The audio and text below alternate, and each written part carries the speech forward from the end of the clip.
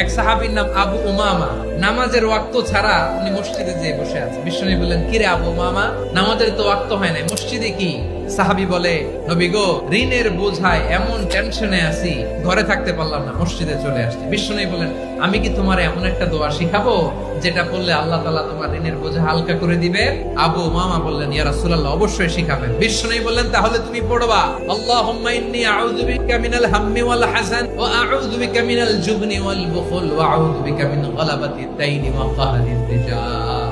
ও আল্লাহ, তোমার কাছ থেকে দুশ্চিন্তা থেকে পানাহ চাই, কৃপণতা, ভীরুতা, অলসতা, কার্পণ্যতা, এই সব কিছু থেকে, মানুষের কঠোরতা, আমার উপর মানুষের আধিপত্য এবং ঋণের বোঝা থেকে পানাহ চাই। এই দোয়াটা যখন বিশ্বনবী শিখাই দিলেন, আবু উমামা বারবার এই দোয়া পড়ে। আবু উমামা বলে, এই দোয়া আমি পড়তে লাগলাম আর পড়তে লাগলাম। কিছুদিন পরে দেখা গেল বিশ্বনবীর শেখানো এই দোয়ার বদৌলতে আল্লাহ তাআলা আমার সব ঋণ পরিশোধের ব্যবস্থা করে দিয়েছেন।